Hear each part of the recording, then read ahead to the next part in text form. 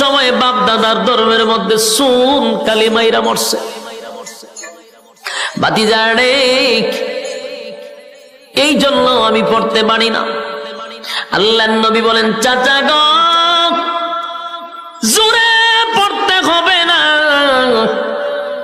জোরে পড়ার প্রয়োজন নাই। আমি আপনার টুডের সঙ্গে আমার কান লাগায়া দিব, শুধু আপনার টুটটা লড়াইয়া খালি কান পর্যন্ত আওয়াজটা পৌঁছায়া দেন।